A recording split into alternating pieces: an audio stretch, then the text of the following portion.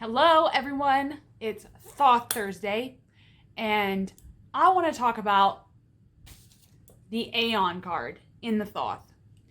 Because when I get questions from people that are really liking the series and liking the specific topics that we dive into, I get a couple of questions like from specific things, like I made a whole video on keywords where I basically compare the Rider-Waite and the Thoth when it comes in terms of keywords, and how it really doesn't matter if you use those keywords, they're good jumping off points. And then the other question that I get the most often is about the Aeon card and why there's a difference, and is it a judgment card, and does it mean this, does it mean that? So I thought, okay, we need to devote a video to this because I believe that yes, it is exactly like the judgment card in the Rider-Waite-Smith system, because when we look at that card, it looks like it's an angel at the top, right? And there's these three supplicants at the bottom, basically, that are rising up out of their graves. Now, there is a Hebrew letter that goes on this card's position in the major arcana, okay? And we see that in this card with the yods down here, okay? It's in the way they're positioned. And this card is based off of a stele of reasoning from Egypt. It's like a plaque. And I'll leave a link to a photo of it in the description so you can check it out. It looks a lot like this, okay? Now, when I want to start somewhere, and then we're going to end somewhere, but the starting point is on the word aeon. Basically, an aeon just means a long period of time, okay?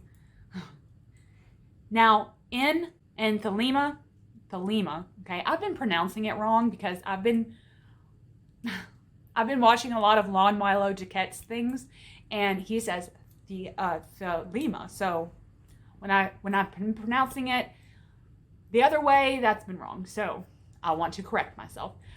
Thelema, according to Thelema, there are three major aeons that are the focus. Okay? And in order to have the knowledge of the eons, that's why and what makes the Aeon of Horus, which is the age we're in now, and what this card represents, that's the focus, and we need to know the past to know why this is the focus now. So, the very first Aeon that he talks about and mentions in works of his, talking about Crowley, it's the Aeon of Isis. When you really think about that, that is a mother, a female, kind of like a matriarchal society, okay? That is a long period of time that humans were devoted to the mother goddess, Mother Earth, okay? That's that time and space in history that was matriarchal. Because that is the very first that we have record of. That was kind of like the very first Aeon, is the Aeon of the mother. Then the next is the Aeon of Osiris, which is the father. Patriarchy. The patriarchy society, where there was one male god. This is like around the classical medieval times in humanity, where humans were worshiping this one man god. So we went from having a matriarchal society worshiping the great mother, and then we went to worshiping the great father, essentially monotheism, which would lead us naturally, according to Crowley, it would have to lead us to a child. If we have a mother and we have a father, they would have to have a baby. Horus in this case, so the age of Horus. And it kind of has the same kind of a philosophy as the age of Aquarius.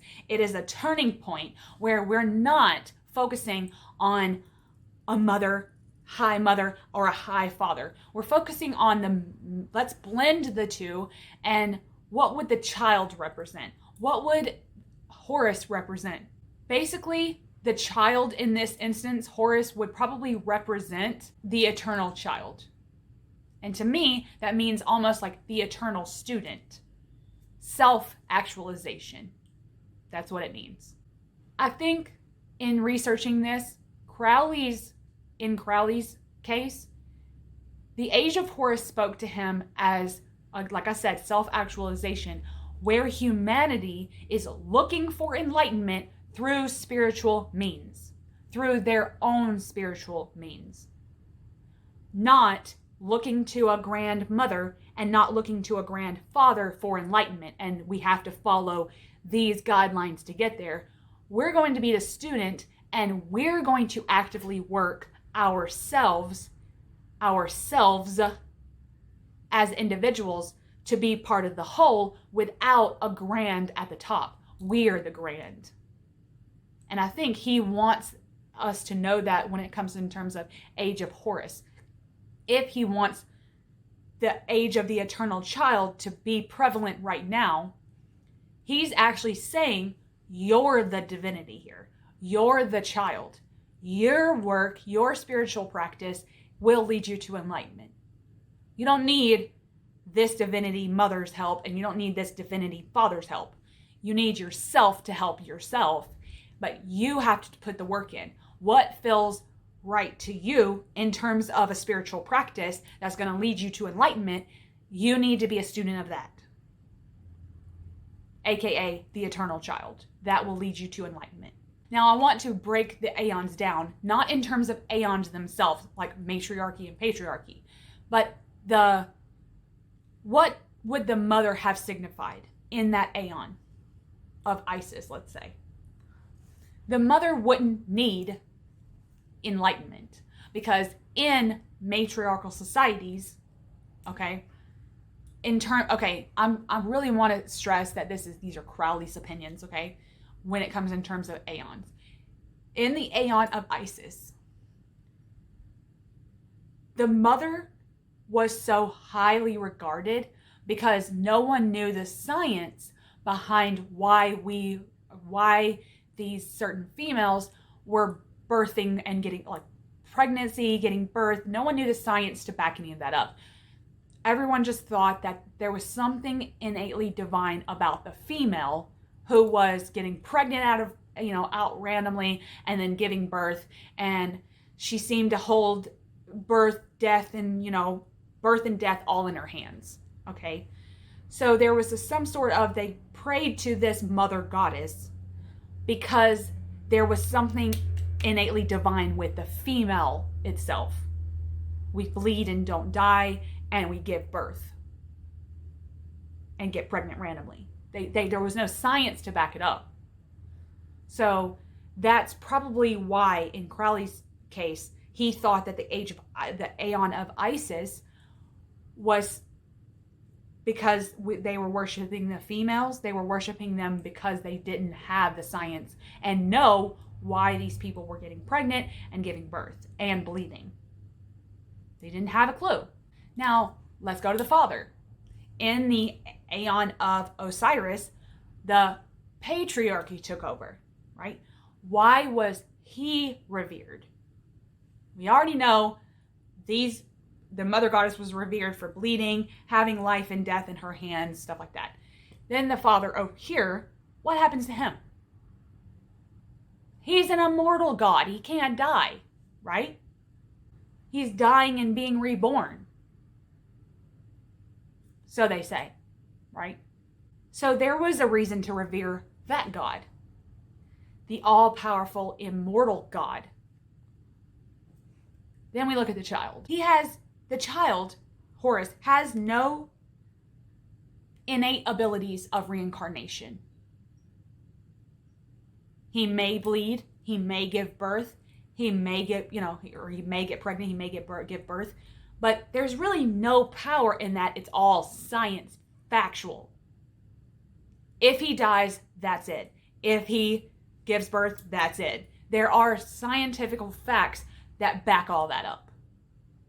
That's where Crowley's mindset went, is that we are in a state of scientific discovery. Therefore, we need to mix the fact that we know so much now with our own divinity. He wanted us to see our own divinity because we know those things now. We know why we know why they bleed every month. We know why they get pregnant now. We know why they give birth. And there's no innate powers in the child. It's all facts. It's about facts. It's about science. And it's about knowledge. When you have the knowledge and science to back up things, that expands your mind, and that therefore leads you onto a more enlightened path because your brain is enlightened, basically. Basically, the child is going on his own journey. Okay, so Horus is going down his own path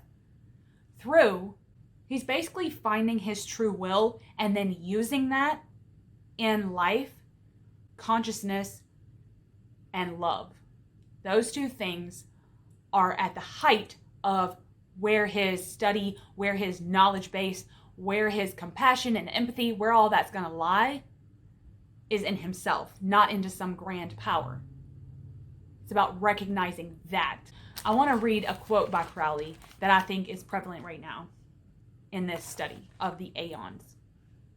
The crowned and conquering who dieth not, nor is reborn, but goeth radiant ever upon his way. Even so goeth the sun, for as it is now known that night is but the shadow of earth, so death is but the shadow of the body that veileth his light from its bearer. We have the knowledge of birth, we have the knowledge of death, and it's about awakening to both of those that's going to help us become enlightened. That's his whole point here, is when we look at the card in any deck, okay, but really I'm talking about this card, this Aeon card from the Thoth, and the Judgment card from the Rider-Waite-Smith system, we see some similarities. You may not think so. Like I said, Shin is the Hebrew letter here, which means fire. Now, they say the earth will end in fire. That's a knowledgeable fact, not really a fact, but I'm saying it's a fact. We think we know, right? Let's just say the earth ends in fire. That means that in order for the Judgment card to happen, the earth needs to burn. That's what that card means. That's what the card is saying. When it shows that judgment, that almost, Christian rapture type of a scene, it's not really the rapture. It's saying that that's not the point. Much like Crowley. His is like this stele of reasoning here from Egypt. It's saying that the knowledge is what's going to turn and shift the aeons. And how if we're going to be truly enlightened, we need knowledge and love. And then use those two to put forth our will as an individual, thus part of the whole, thus climbing the ladder to enlightenment. So now that I've been researching this, I don't think that the Judgment card in the Rider-Waite-Smith system, I don't necessarily think that it's actually judgment. It's almost about the change that has to happen. The innate ability we have to ultimately judge our own self. We're judging ourselves. It doesn't take a divine power. I think maybe that card is being tongue-in-cheek with the matriarch and patriarch, and how in order for us to be the child, we have to burn in a spiritual sense. We have to burn what's not serving us and go forth with our knowledge as our power, and then our love as our will, and become enlightened. And when I think of how Crowley would have put this as the age of Horus, I really think that his mentality on thinking about the aeons, their importance, I'll say, is that he really focused on history, and he really focused on the matriarch, and he really focused on the patriarch. And he was like, well, there's really no difference. One's a female, one's a male. That's it. She had some powers over here, he had some powers over here. But the child is what we need to be focusing on, not them. And when he started researching this and really studying the history of humanity, he noticed that the next viable stage in spiritual development has to be focusing on the child, has to be focusing on the future. What is the child doing now in the present, and how is that going to further us in the future? It's not staying in the past. It's not staying in the past. That's not serving us. We need to burn all this down and focus on how we're going to evolve as a species in the future. And inevitably, the child has to grow with us. We must grow into ourselves like the child would. I think that's the whole point. So, I hope that answers your questions about the Aeon. Just know that there's 3 major ones in Crowley's study, and that we are living in the age of Horus, the eternal child. And the question I think he would ask if he was still alive right now, he would post this question on Instagram, is what are you doing to be the eternal child? What are you doing today to make you the eternal student? What are you doing today to further yourself as an individual, therefore part of the whole collective? I think that's what his Instagram post would say. So if you have any more questions related to the aeons and maybe how, I don't know what your questions are, but if you have any questions, I'll leave some resources for you down below, some Thelema websites that I've researched and some articles on the aeons themselves below. And if you have anything you want to add, leave them in the comments for everyone else as well, and me, if I haven't already looked it up. So, and post your questions, because I'll try to get to them and answer them as best as I can, to the best of my abilities as the eternal student. So, I will see you in a couple of Thursdays for some more Thoth love. Much love, everybody.